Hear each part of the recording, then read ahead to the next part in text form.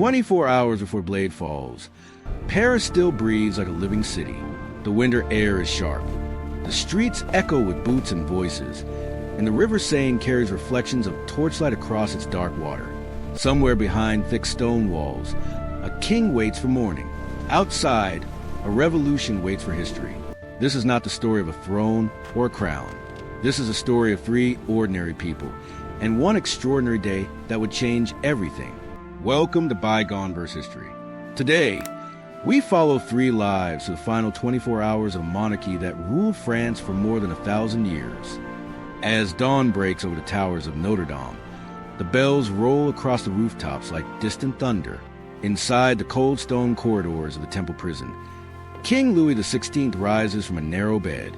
There are no servants here, no silk curtains, no golden halls, only bare walls and the sound of a guard's footsteps in the hallway. He washes his face in a small basin, steadying his hands. His reflection stares back, not the face of a king, but the face of a man who has lost everything except his name. Outside his window, Paris is already awake. To the people beyond these walls, he is no longer a king. He is a symbol of power taken, of a world they're determined to erase. Louis walks slowly to a small table where a final meal waits. Bread, water, cheese, simple things. He eats in silence, not as a ruler, but as a man preparing to meet the end of his name. As he breaks the bread, he thinks of his children, not with regret, just the simple fact of them existing, the irreversible fact that after today, they will grow up in a world without him. Across the city, the streets begin to fill. We meet Etienne, a young printer's apprentice in the narrow lanes near the Palais Royal. He is 17 years old. His hands are stained with ink, his pockets filled with freshly printed pamphlets, still warm from the press. Words are his weapons, ideas are his ammunition. Liberty, equality, the Republic. He hands the papers to passing crowds, watching their faces as they read. Some cheer, some turn away, some clutch the pages like promises. Like these black letters on white paper could actually change their lives. Etienne has never seen Versailles. He has never bowed to a king. For him, this day is not about death. It is about birth, the birth of a new France, written in bold black letters and carried through the streets by ordinary hands like his own. He imagines the story he will tell his grandchildren. I was there. I helped bring down a 1,000-year empire with just these hands and these words. He doesn't know yet that history never feels like victory in the moment it happens. By midday, Paris feels like it is holding its breath. Soldiers line the roads. Drums beat in a slow, steady rhythm. Thump, thump, thump, like the city's own heartbeat, growing heavier with each beat. We move to a small apartment near the Place de la Revolution, where Claire, a seamstress of 42 years, watches from behind her shutters. Her apartment smells of thread and candle wax and the stale bread she bought 3 days ago. Her husband stands somewhere in the crowd, drawn by curiosity or conviction. She doesn't know which. He left before dawn, his face unreadable. He could be there for history. He could be there because he had no choice. Paris in 1793 leaves no room for neutrality. On her table lies a half-finished coat, a wealthy merchant's winter coat, commissioned weeks ago. The needle is still threaded. The work waits. Life has not stopped for her. The fire still needs wood. The bread still needs to be bought. The coat still waits for completion. But outside, the city is transforming into something she no longer recognizes. She thinks, this is happening. The thing everyone has been waiting for. And I'm sitting here, sewing.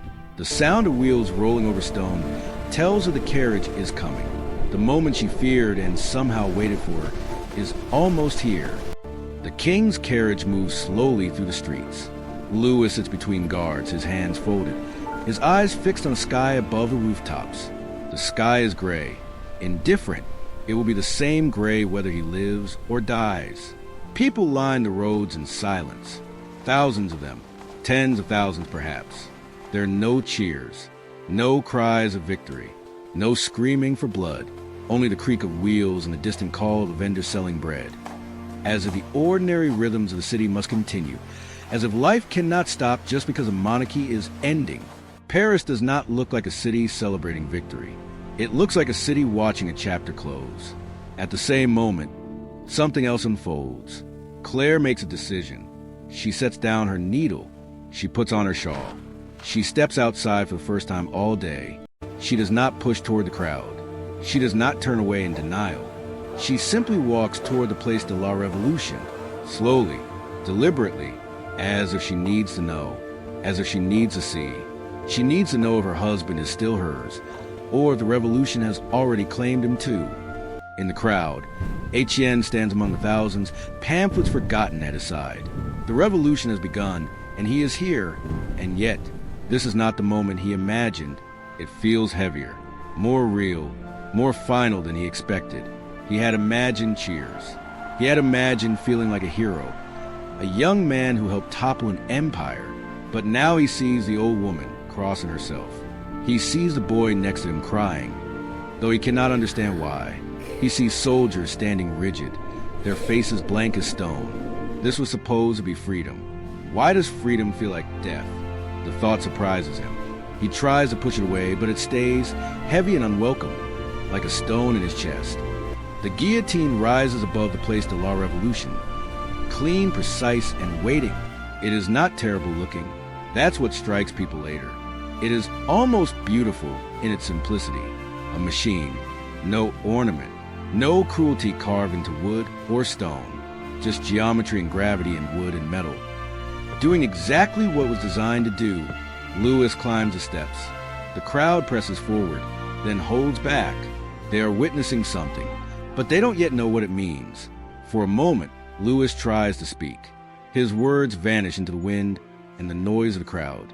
People, I die innocent. I pardon my enemies. Or something like that. History will argue about the exact words later, but the exact words don't matter. What matters is this. He has reached the end of his story. The blade falls. For one impossible second, there is silence. Then a sound like thunder that has been waiting 200 years to break. A roar, a gasp, a collective breath released by 100,000 people who have been holding it in since dawn. The drums roll louder now, faster, as if they too are panicking, unable to hold the rhythm of a city that has just killed a king. At that exact moment, something profound happens. Claire sees him, her husband. She is 40 meters away, but the crowd parts for just an instant, and she sees his face. His eyes are open wide, not with pride, not with victory, with shock, with the realization that what he believed was freedom might actually be something else entirely. Their eyes meet across the crowd. He finally sees her, standing there, alone, watching. He reaches out a hand, though she is too far away to take it. His mouth opens as if to call her name, but the noise swallows his voice. They don't celebrate. They mourn. Etienne doesn't move. He stands completely still while the crowd surges around him. His pamphlets slip from his fingers and scatter on the ground. No one picks them up. No one reads the promises printed in bold black letters. He had come to watch a revolution begin. Instead, he has watched a man die, and he realizes, in a way he will spend the rest of his life understanding, that these two things might not be the same thing at all. By evening, Paris returns to its streets, its shops, its river, its quiet corners. The crowds disperse slowly, like water finding new channels. People walk in small groups, speaking in low voices. Some look satisfied, some look troubled, most look numb, as if they have witnessed something too large to fit into their minds. Etienne walks home. His papers are folded under his arm, unread, still warm from the press, still filled with words about liberty and equality and the glorious future. Words that feel hollow now. Or perhaps, he thinks, words that are finally about to become real, now that the old world has been cleared away. But he doesn't feel like a revolutionary tonight. He feels like a boy who saw something irreversible. Claire lights a candle by her window. Her husband will come home. Or he won't. Either way, the candle will burn. The coat still sits on her table, half finished. The needle is still threaded. Tomorrow she will sew, because that is what she does. The world can change. Empires can fall, but Claire will sew. Somewhere, the bells of Notre Dame ring again, not for a king, but for a nation still learning what it has become. The bells don't sound different. They sound exactly the same as they always have. But everything has changed. The city does not erupt. It exhales. How do we know this final day so clearly? We have the diaries of revolutionaries and royal guards. We have courtroom records, street maps, eyewitness accounts written in hurried ink, letters from people like Claire. Seamstresses try to understand what their husbands had become. Manifestos from people like Etienne. Young printers trying to write the future. History does not leave us a single voice. It leaves us a chorus. Together, they tell the story of a city that did not just witness the fall of a man, but the end of an entire world, and perhaps the beginning of another. What happened next? Etienne would eventually understand that revolutions are not about endings. They are about beginnings. He would become a famous political writer. He would also become, by all accounts, a deeply troubled man who could never quite reconcile the excitement of change with the cost of it. The revolution would continue. It would become more violent, more desperate, more afraid. The very ideals that Etienne printed on those pamphlets would be twisted into something darker. Freedom would eat its own children. But on this night, January 21st, 1793, the revolution was still young, still hopeful, still innocent. Claire's husband came home. He didn't speak about what he had seen. Neither did she ask. They lived together for another 37 years and never discussed that day in detail.